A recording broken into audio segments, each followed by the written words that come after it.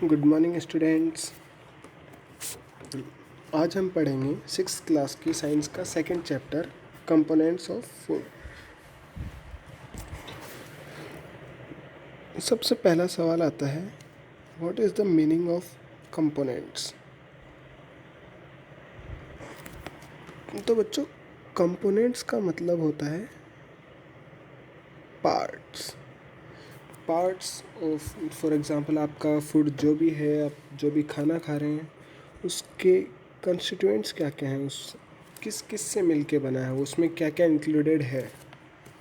For example आप कुछ भी खाना खाते हैं, चाहे वो वेज हो, नॉन वेज हो, मिल्क हो, चपाती हो, राइस हो, मीट हो, जो भी खाते हैं उसके कंस्टिट्यूएंट्स हमेशा ऑल ये तो ज़रूरी होते हैं उसमें। For example some amount of water, थोड़ा बहुत पानी तो होता ही है क्योंकि खाना कभी भी कम्प्लीटली ड्राई नहीं होता है। उसमें फाइबर भी होता है, फाइबर और रफेज आप जो भी कहना चाहें, और न्यूट्रिएंट्स।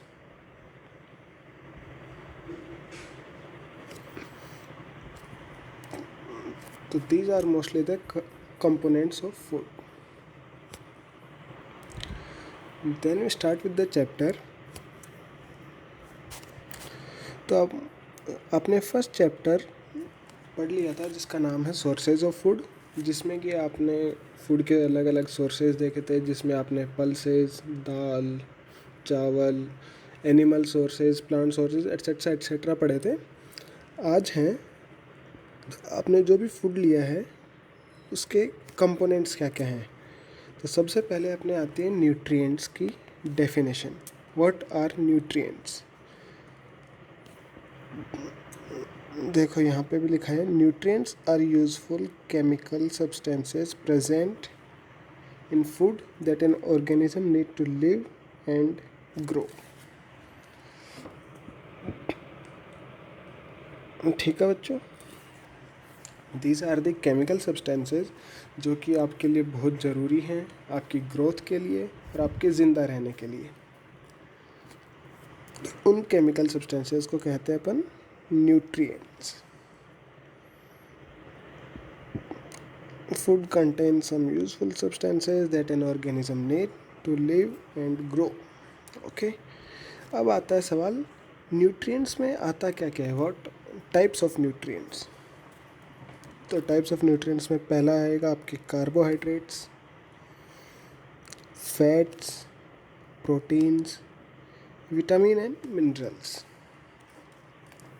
अभी हम एक एक करके इन सभी के बारे में डिटेल में पढ़ेंगे। अब ज़रूरी नहीं है कि आप जो भी खाना खा रहे हैं उसमें इनमें से सिर्फ एक ही चीज़ हो सकता है मोस्टली। तो हर टाइप के फूड में इन सभी की थोड़ी बहुत अमाउंट होती ही होती है। हालांकि इनमें से किसी एक न्यूट्रिएंट की अमाउंट उस पर्टिकुलर फूड में बहुत ज़्यादा होती है। फॉर एग्ज़ाम्पल यहाँ पे इन्होंने मीट का एग्ज़ाम्पल दिया है। Meat is a rich source of protein. इसमें प्रोटीन बहुत ज़्यादा होता है, but it also contains fats and vitamins. तो जैसा कि आप देख सकते हैं आपके फूड में सभी न्यूट्रिएंट्स होते हैं, थोड़ा वाटर भी होता है, फाइबर भी होता है। दीज ऑल आर कंस्टिट्यूएंट्स और कंपोनेंट्स और पार्ट्स ऑफ अ फूड।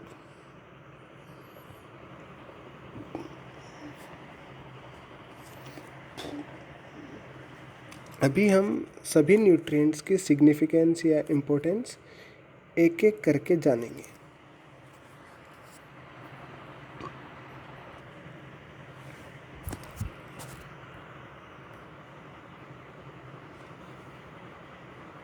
जहाँ तक कि मुझे याद है, आप इस पार्ट का वीडियो भी शायद समर वैकेशन से पहले देख चुके होंगे। ये सिर्फ एक क्विक रिव्यू की तरह से मैं आपको बता रहा हूँ। इस वीडियो को देखने के साथ साथ आप अपनी बुक में भी इन टॉपिक्स को मार्क करते चलें, लाइन बाय लाइन पूरे बुक की रीडिंग लगाएं और इम्पोर्टेंट पॉइंट्स को साथ में एक नोटबुक में नोट कर लें। सब इम्पोर्टेंट चैप्टर का इम्पोर्टेंट पार्ट अब यहाँ से स्टार्ट होने वाला है। अब आते हैं अपन सभी न्यूट्रिएंट्स की इंडिविजुअल इम्पोर्टेंस या सिग्निफिकेंस पे। सबसे पहले हम बात करते हैं कार्बोहाइड्रेट्स की। कार्बोहाइड्रेट्स क्या होते हैं? These are mostly sugar compounds.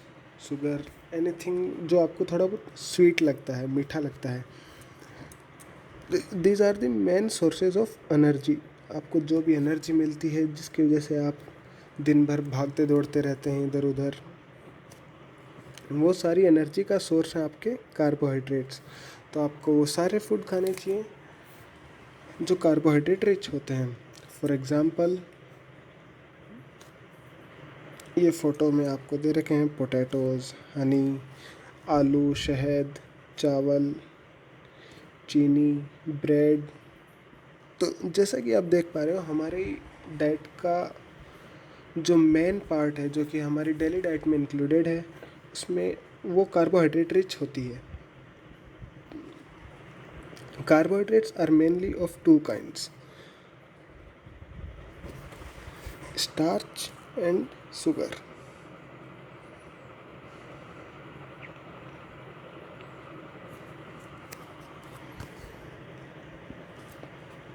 Glucose is a sugar and is the simplest carbohydrate. आपने अगर ग्लूकोज का नाम सुना है,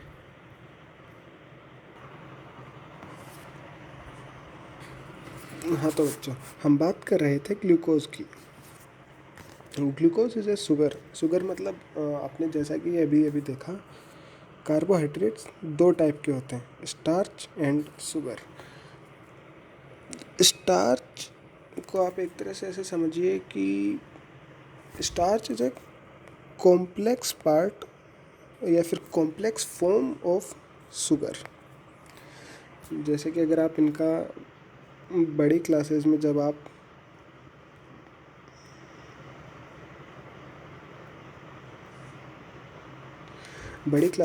आप इनके बारे में जानेंगे तो आपको पता चलेगा कि स्टार्च शुगर की पॉलीमरिक फॉर्म होती है। उन सबको आप बड़ी क्लासेस में पढ़ेंगे। अभी के लिए बस आप इतना ध्यान रखिए कि स्टार्च कॉम्प्लेक्स स्ट्रक्चर होता है और शुगर कंपैरेटिवली तुलना करी जाए तो थोड़ा सा सिंपल और याद रखने लायक स्ट्रक्चर होता है। जैसे कि ग्लूकोज हो गए, फ्रक्टोज हो गए, ये सभी आपको इजीली फ्रूट्स में, और शुगर जैसा कि नाम से पता चल रहा है, टेस्ट में भी मीठे होते हैं। स्टार्च में आपको एज सच नोटिस करने लायक मिठास कभी नहीं देखने को मिलती है। तो ग्लूकोज, जैसा कि आपने भी कई बार ग्लूकोन डी या फिर इस तरह का मिश्रण पानी में मिला के पिया होगा, वो टेस्ट में बहुत मीठा होता है। Glucose is the sugar and is the simplest carbohydrate. Sugar है तो सिंपल तो होगी ही। Glucose is the simplest carbohydrate and is a sugar. अब since these all are the sources of energy, glucose जो है आपकी बॉडी से इंस्टेंटली एब्जॉर्ब होता है। ग्लूकोज ऑलरेडी सिंपलेस्ट कार्बोहाइड्रेट है, तो इसे यूटिलाइज करने के लिए अदर फॉर्म्स में कन्वर्ट करने की ज़रूरत नहीं पड़ती है। तो ग्लूकोज आपको इंस्टेंट एनर्जी देता है। इसीलिए आप जब कभी बीमार होते हैं तो आपको ग्लूकोज की बोतल चढ़ाई जाती है या फिर आपको पानी में मिला के दिया जाता है। अच्छा हाँ, ये यहाँ पे लिखा भी, it is the reason glucose is given to patients who require a quick supply of energy. अब सवाल आता है कि आप अपनी डेली लाइफ में ग्लूकोज कहाँ से गेन कर सकते हैं। तो उसकी कुछ एग्जांपल्स हैं यहाँ पे। फ्रूट्स हो गए, शहद हो गया, या फिर शुगर, चीनी, आपकी जो भी टेबल पे चीनी रहती है, किचन में रहती है, आप हर चीज़ में मिक्स करते हैं, वो सब कार्बोहाइड्रेट्स यानी कि ग्लूकोज के या फिर उनके सोर्स हैं। ये सभी अधिक मात्रा में भी नहीं खानी चाहिए, क्योंकि excess of carbohydrates body get converted into fat. Fat मतलब मोटापा। तो आपके एडिपोज टिश्यू में एक्सेस ऑफ कार्बोहाइड्रेट्स फैट के रूप में स्टोर होते जाते हैं और ओबेसिटी कोज करते हैं, जिसकी वजह से आपको बहुत सारी हेल्थ इश्यूज होने स्टार्ट होने लगते हैं।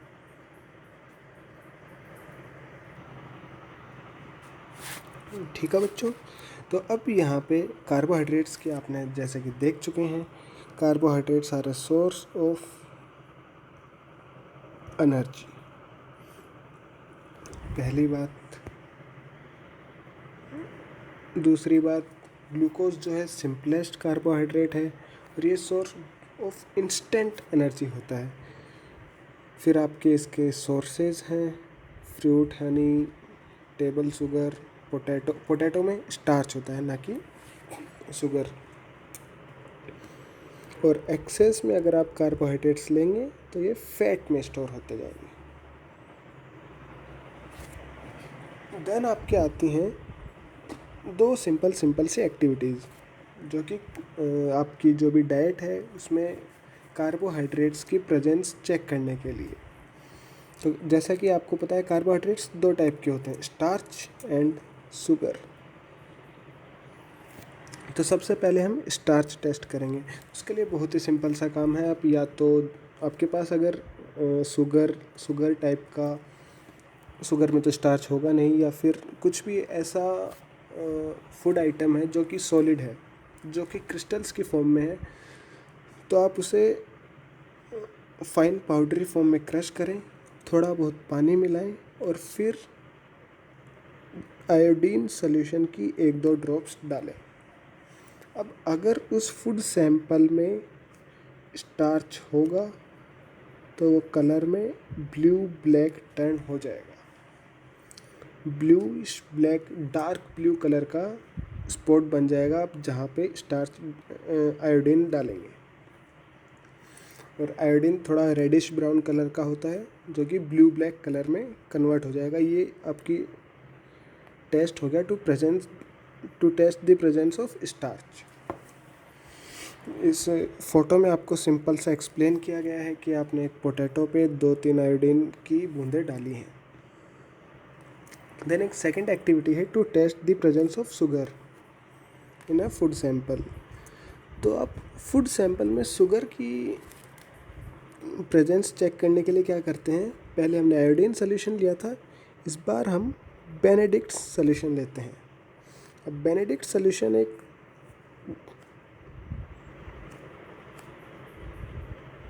ब्लू कलर का सोल्यूशन होता है। अब अगर आपने जो फूड सैंपल लिया है जिस पे आप बेनेडिक्ट सोल्यूशन डाल रहे हैं, उसमें अगर शुगर होगी, शुगर यानी कि कार्बोहाइड्रेट, सिंपल कार्बोहाइड्रेट्स होंगे, तो वो कलर चेंज हो जाएगा। और कलर चेंज कैसा होगा, ध्यान से देखें, ये अक्सर आपसे क्लास में टेस्ट में पूछा जाता है। अब depending on the amount of sugar, ये या तो ब्रिक रेड कलर का हो जाएगा या फिर येलो कलर का या फिर ग्रीन कलर का। तो आपके पास कौन से 3 कलर आए, red, yellow and green, depending. Green आपको डिनोट करेगा यहाँ पे, 1 मिनट।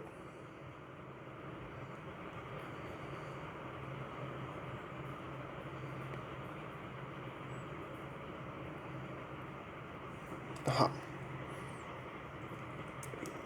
अब ये या तो रेड कलर का होगा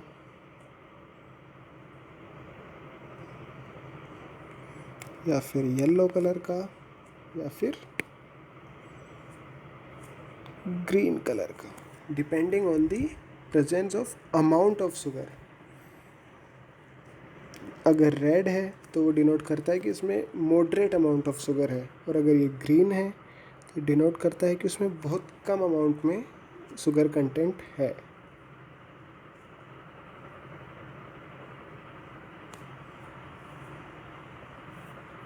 ठीक है। Red colour denotes it is rich in sugar. तो आप इस पेज को इसी तरह से ध्यान रखें तो आपको कलर कोडिंग भी याद रहेगी। Yellow denotes moderate amount, green denotes low amount of sugar and red denotes rich, red rich are are. आप इस तरह से ध्यान रख सकते हैं। देन हम बात करते हैं फैट्स की।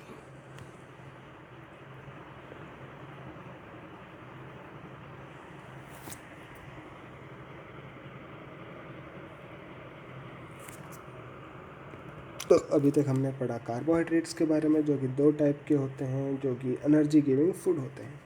अब आते हैं फैट्स पे। फैट ये भी हमें एनर्जी तो देते हैं, हालांकि कार्बोहाइड्रेट से कंपैरिजन में डबल एनर्जी देते हैं, give us twice the energy then carbohydrates. तो ये भी हमारे लिए एनर्जी गिविंग फूड हो गया। अभी फैट, जैसे आपने कार्बोहाइड्रेट्स को क्लासिफाई किया था, ठीक उसी तरह आप यहाँ पे फैट को भी क्लासिफाई करेंगे, एनिमल फैट और प्लांट फैट।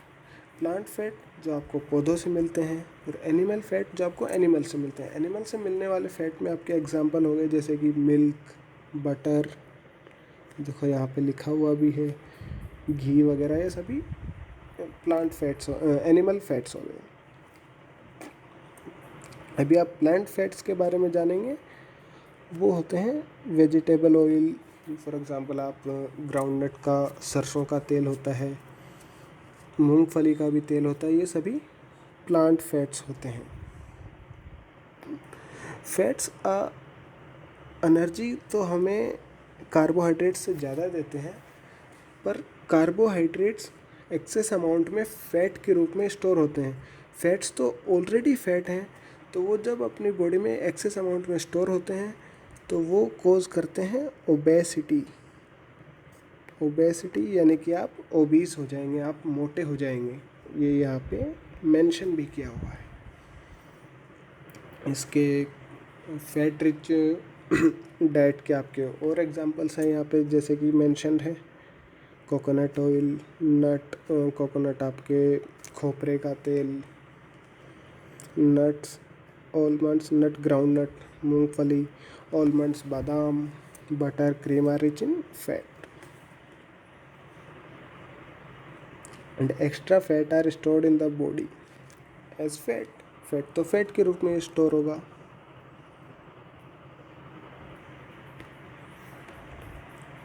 ओके बच्चों, तो आपने यहाँ पे फैट्स के बारे में भी पढ़ लिया। अब हम आगे पढ़ेंगे प्रोटीन्स के बारे में।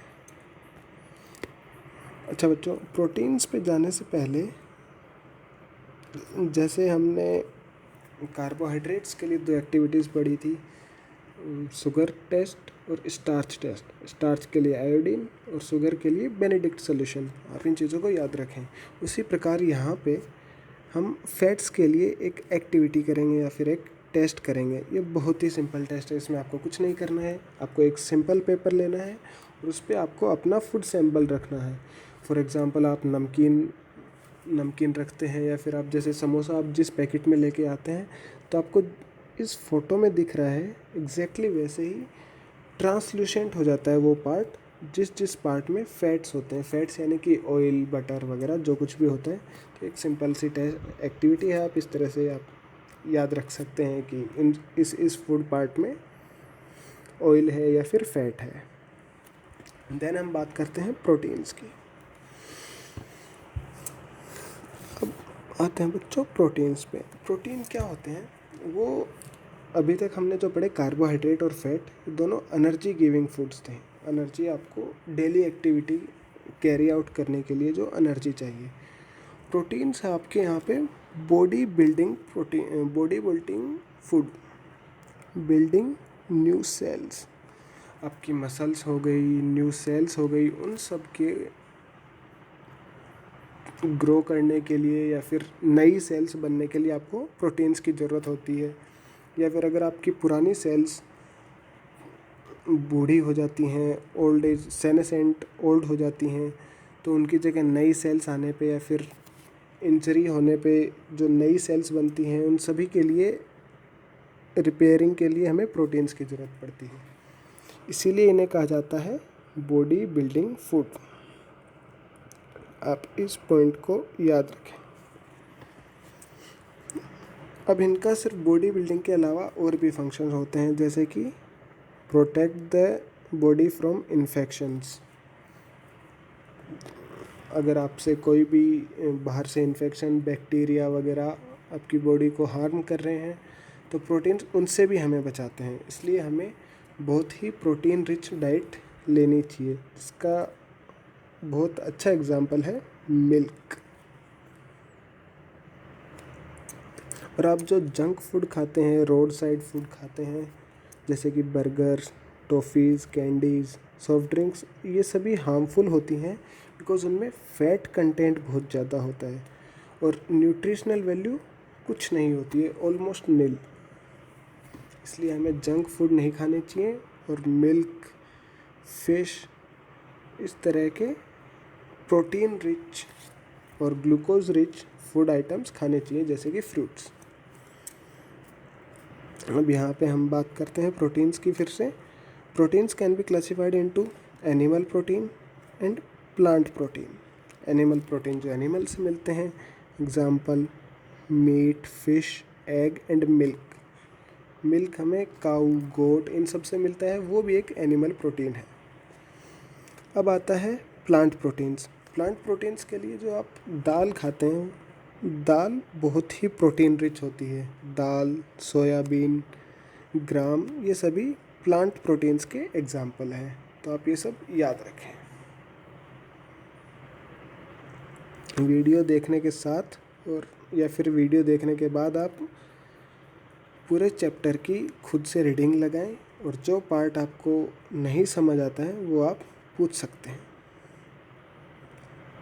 अब जैसा कि हम हर बार पढ़ते हैं, हम फिर से एक और एक्टिविटी करेंगे to test the presence of protein. आपके पास अगर कोई फूड सैंपल है तो आप कैसे जांच करेंगे कि उसमें प्रोटीन है या फिर नहीं है। ओके बच्चों, तो हम पढ़ने वाले थे presence of protein in food sample. Generally ये सवाल नहीं पूछा जाता है पर आपको आना चाहिए। तो इसके लिए आप क्या करते हैं, आप जो भी फूड सैंपल लेते हैं, जैसे कि आप सपोज़ कीजिए आपने एग ले लिया। एग या फिर बॉइल्ड एग का जो वाइट पार्ट होता है वो आपने ले लिया। अब आप उससे क्या करेंगे, उसमें थोड़ा सा पानी डालेंगे और उसे मिक्स करेंगे ढंग से, ताकि अच्छे से मिक्स हो जाए और आपको एक सॉल्यूशन मिल जाए। अब उस सॉल्यूशन पे आप 2 ड्रॉप डालेंगे कॉपर सल्फेट की और 10 ड्रॉप डालेंगे सोडियम हाइड्रोक्साइड की, जो कि आपको स्कूल की लैब में इजीली मिल सकते हैं। तो आपको क्या करना है, सबसे पहले एक सॉल्यूशन तैयार करना है अपने फूड सैंपल का। फॉर एग्ज़ाम्पल अगर एग है तो उसके वाइट पार्ट का आप पानी में मिक्स करेंगे, ढंग से सॉल्यूशन बनाएंगे और उसमें कॉपर सल्फेट और सोडियम हाइड्रोक्साइड मिक्स करेंगे। अब आप उसे शेक करेंगे तो आपको एक कलर मिल जाएगा। सॉल्यूशन का जो पहले वाइटिश कलर था एग योक की वजह से, वो पर्पल कलर हो जाएगा, पर्पल और वॉयलेट। तो इसका मतलब आपके पास प्रोटीन प्रेजेंट है। अगर उसमें प्रोटीन नहीं होगा तो उसका कलर चेंज नहीं आएगा, वो वाइट या फिर जो भी आपके फूड सैंपल का कलर है वही रहेगा।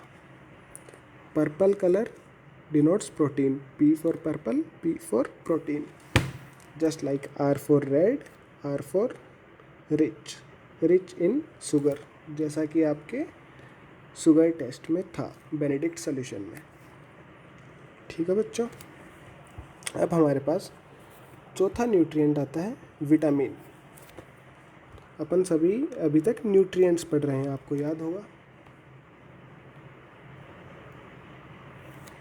न्यूट्रिएंट्स के हमने 5 टाइप्स देखे थे, proteins, carbohydrates, fat, vitamin and minerals. तो हम प्रोटीन पढ़ चुके हैं, कार्बोहाइड्रेट पढ़ चुके हैं और फैट्स भी पढ़ चुके हैं। अब हम पढ़ने वाले हैं vitamins.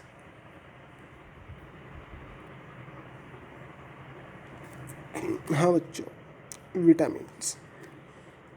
Vitamins are required by the body in very small quantities. यानी कि हमें जैसे कि कार्बोहाइड्रेट और प्रोटीन कंपैरेटिवली थोड़ी ज़्यादा अमाउंट में चाहिए होते हैं। जैसे कार्बोहाइड्रेट्स तो और भी ज़्यादा अमाउंट में चाहिए होते हैं, बट विटामिन्स बहुत माइन्यूट, बहुत ही थोड़ी सी क्वांटिटी में ज़रूरत होती है। पर उसके लिए आपको खूब सारे फ्रूट्स खाने पड़ते हैं, क्योंकि वो आपके फूड में भी कम ही क्वांटिटी में होते हैं। और उनका फंक्शन क्या है विटामिन्स का? विटामिन्स प्रोटेक्ट आवर बॉडी, हमारे शरीर की रक्षा करते हैं अलग अलग बीमारियों से। साथ ही अपनी बोन्स, टीथ, गम्स यानी कि हर टाइप की बॉडी सेल्स को आइज़ को हेल्दी यानी कि स्वस्थ रखते हैं और उनके प्रॉपर फंक्शनिंग के लिए बहुत ज़रूरी हैं। अगर आप में विटामिन्स की कमी होगी तो आपको डिफरेंट टाइप की डिजीज़ेज़ हो सकती हैं। फॉर एग्ज़ाम्पल, अगर आप में विटामिन ए की कमी है तो आपकी आईसाइट वीक हो जाएगी, आपको चश्मे लगाने की ज़रूरत पड़ेगी। अगर आपके विटामिन डी की कमी है तो आपकी बोन्स बहुत वीक हो जाएंगी, आए दिन फ्रैक्चर होते रहते हैं। तो ये कुछ एग्जांपल्स हैं विटामिन डेफिशिएंसी की डिजीज़ेज़ के, जो कि हम अभी आगे पढ़ने वाले हैं।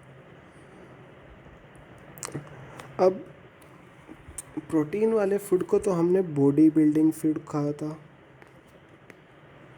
और कार्बोहाइड्रेट्स एंड फैट को एनर्जी रिच फूड कहा था, एनर्जी गिविंग। तो हम विटामिन्स को क्या कहेंगे? Vitamins are protective food, protect the body from various diseases. ठीक है, यहाँ पे ये रिटन है, दीज आर प्रोटेक्टिव फूड। अभी आपको ये टेबल याद करनी है, आपको पता होना चाहिए कि कौन सा विटामिन कौन से बॉडी पार्ट की फंक्शनिंग के लिए बहुत इम्पोर्टेंट है। For example, vitamin A keeps the eyes and skin healthy. Eyes and skin, आपकी स्किन अगर विटामिन ए की कमी होगी तो आपकी स्किन बहुत ही रूखी सूखी हो जाएगी, बहुत आपको क्रैक्स देखने को मिल सकते हैं, स्किन में दरारें टाइप पड़ जाएंगी और आपकी आईसाइट भी वीक हो जाएगी विटामिन ए की कमी से। और विटामिन ए आपको कहाँ से मिल सकता है? गाजर से, पपीते से, पपाया, आम से और फ़िश ऑयल। हालांकि फ़िश ऑयल आपको इतना इजीली नहीं मिल सकता, पर आप खूब सारी कैरेट्स, पपाया एंड मैंगो खाने की कोशिश करें, स्पेशली कैरेट्स। देन आते हैं हम विटामिन बी पर। Vitamin B is required for the proper functioning of nerves, muscles and digestive system। अब आप जो खाना खा रहे हैं वो रेगुलरली और एफिशिएंटली अच्छे से पच जाए, उसके लिए आपको विटामिन बी की ज़रूरत पड़ती है। विटामिन के और काम है नर्व्स और मसल्स पर। आपकी मसल्स वीक हो जाएंगी अगर आपके पास विटामिन बी की कमी होगी। तो विटामिन बी के लिए आप भरपूर मात्रा में सीरियल्स यानी कि दाल वगैरह, सॉरी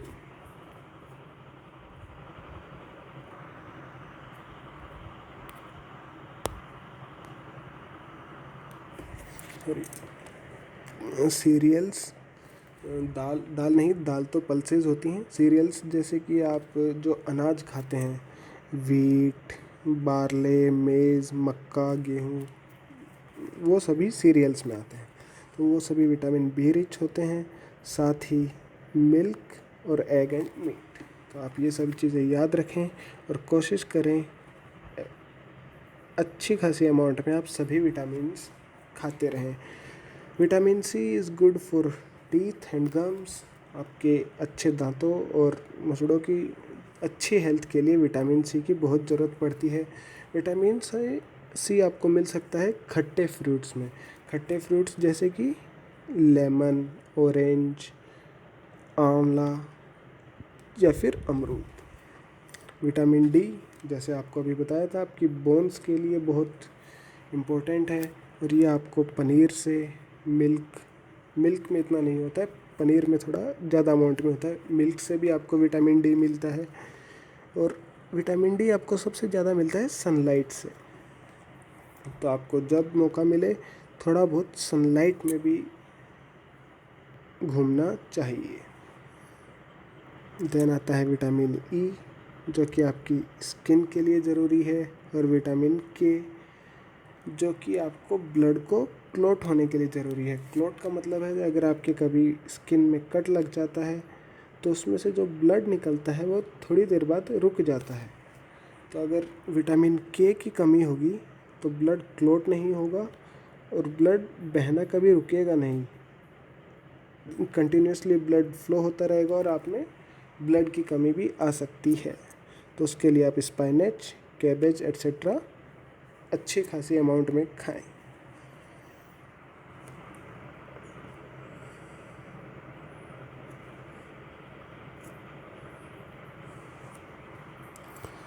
तो आज के लिए इतना काफ़ी है।